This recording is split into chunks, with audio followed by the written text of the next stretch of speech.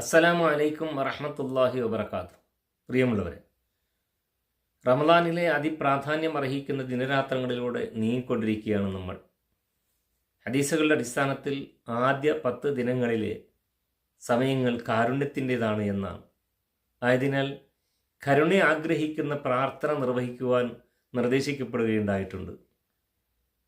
ആ പ്രാർത്ഥനയിൽ നമ്മൾ ഉപയോഗപ്പെടുത്തേണ്ടുന്ന വചനങ്ങൾ ഇപ്രകാരമാണ്: അല്ലാഹുമ്മ അർഹംനി യാ അർഹമർ റാഹിമീൻ. അള്ളാഹുവേ, കരുണ ചെരിയുന്നവനായ റബ്ബേ, നീ എന്നിൽ കരുണ ചെരിയണമേ എന്ന് പ്രാർത്ഥിക്കണമെന്ന് പ്രത്യേകം പഠിപ്പിക്കപ്പെട്ടതായി കാണാൻ കഴിയുന്നു.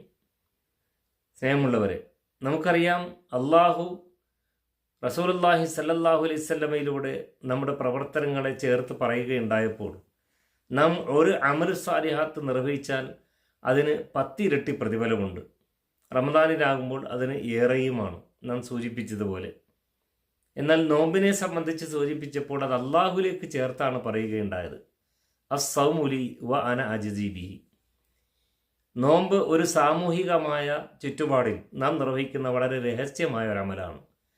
അത് ആ നോമ്പ് അനുഷ്ഠിക്കുന്ന വ്യക്തിയും അള്ളാഹും തമ്മിൽ മാത്രമേ അതുമായി അറിയുകയുള്ളൂ. മറ്റൊരു അപരനായ വ്യക്തിക്ക് മറ്റൊരാൾ നോമ്പുകാരനാണോ അല്ലേ എന്നൊന്നും പറയുവാനോ നിർവചിക്കുവാനോ കഴിയുകയില്ല. നാം അനുഷ്ഠിക്കേണ്ടുന്ന നോമ്പിൻ്റെ രീതി എങ്ങനെയാകണമെന്നതും പ്രവാചകൻ സല്ലല്ലാഹു അലൈഹി വസല്ലം നിർദ്ദേശിച്ചിട്ടുണ്ട്. ആ നിർദ്ദേശത്തിൻ്റെ അടിസ്ഥാനത്തിൽ തന്നെയാണ് നാം നോമ്പ് അനുഷ്ഠിക്കുകയും ചെയ്യേണ്ടത്. അപ്പോൾ നോമ്പ് ആരംഭം കുറിക്കുന്നത് ഇടയത്താഴത്തിലൂടെയാണ്. ഇടയത്താഴം വളരെ പ്രാധാന്യം അർഹിക്കുന്ന ഒരു അമലാണ്. കാര്യം, നമ്മൾ ഭക്ഷണം കഴിക്കലാണ്. നിങ്ങൾ തസഹറു, നിങ്ങൾ ഇടയത്താഴം കഴിക്കണം. അഥവാ ഇടയത്താഴം എഴുന്നേറ്റ് സാധ്യമായത് എന്തെങ്കിലും കഴിക്കണമെന്നർത്ഥം. അപ്പം ഇന്നഫി സുഹൂരി ബറക്കത്തും, തീർച്ചയായും ഇടയത്താൻ കഴിക്കുന്നതിൽ ബറക്കത്തുണ്ട്.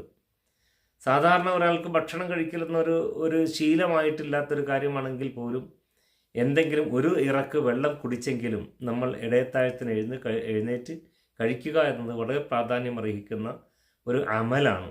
ആ അമലിന് ഒരുപാട് ബറക്കത്തുമുണ്ട്, അനുഗ്രഹങ്ങളുണ്ട്. പിന്നീട് അള്ളാഹുവിൻ്റെ റസൂൽ സൂചിപ്പിക്കുകയുണ്ടായത്, നിങ്ങൾ നോമ്പ് തുറക്കുമ്പോൾ അത് വേഗതയിലാക്കണം. 1 മിനിറ്റ് കഴിയട്ടെ, 2 മിനിറ്റ് കഴിയട്ടെ, സൂക്ഷ്മതയ്ക്ക് വേണ്ടി എന്നൊന്നും നമ്മൾ ചിന്തിക്കേണ്ടതില്ല. നമ്മളുടെ ഓരോരോ പ്രവർത്തനങ്ങൾക്കും നമ്മൾ ചിട്ടപ്പെടുത്തുമ്പോൾ അതിനൊരു സമയനിഷ്ഠ പാലിക്കാറുണ്ട്. ആ സമയനിഷ്ഠ നോമ്പ് തുറക്കുന്നതിലും നമ്മൾ പാലിക്കണം. റസൂലുള്ളാഹി സ്വല്ലല്ലാഹു അലൈഹി വസല്ലം സൂചിപ്പിക്കുകയുണ്ടായി, ലാ യസാലുദ്ദീനു ളാഹിറൻ, തീർച്ചയായും ഈ ദീൻ വിജയിച്ചു കൊണ്ടേയിരിക്കും, വിജയത്തിൽ തന്നെയാണുള്ളത്. എപ്പോഴാണോ നോമ്പുകാരൻ അവൻ്റെ നോമ്പ് തുറക്കുന്നത് വേഗതയിലാക്കിക്കൊണ്ടിരിക്കുന്നത് അപ്പോഴെല്ലാം. അപ്പോൾ നമ്മൾ വേഗത്തിലാക്കണം, നമ്മുടെ നോമ്പ് തുറക്കലും വേഗത്തിലാക്കണം. റസൂലുള്ളാഹി സ്വല്ലല്ലാഹു അലൈഹി വസല്ലം ഒരു അമല് നമ്മളെ പഠിപ്പിക്കുമ്പോൾ അതിന് ചില രീതികളും ചിട്ടകളും അതോടൊപ്പം തന്നെ മാതൃകകളും പറയുകയും കാണിക്കുകയും ചെയ്തിട്ടുണ്ട്.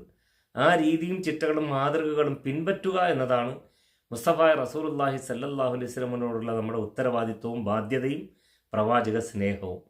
അത് ആയതിനാൽ നോമ്പനുഷ്ഠാനത്തിൻ്റെ മേഖലയിൽ അള്ളാഹുവിൻ്റെ റസൂൽ നമ്മളോട് നിർദ്ദേശിച്ച ഈ വക നിർദ്ദേശങ്ങൾ കൃത്യമായി പാലിക്കുന്നവരാൽ നാം ഓരോരുത്തരും ആകണം. റബ്ബ് സുബ്ഹാൻ അത്തരത്തിൽ പ്രവാചക മാതൃക പിൻപറ്റിക്കൊണ്ട് ഈ നോമ്പനുഷ്ഠാനം വിജയകരമായി പൂർത്തീകരിക്കുന്ന സൗഭാഗ്യശാലികളിൽ നാം ഏവരെയും ഉൾപ്പെടുത്തി അനുഗ്രഹിക്കുമാറാകട്ടെ എന്ന പ്രാർത്ഥനയോടെ അസ്സലാമു അലൈക്കും വറഹ്മത്തുള്ളാഹി വബറകാതുഹു.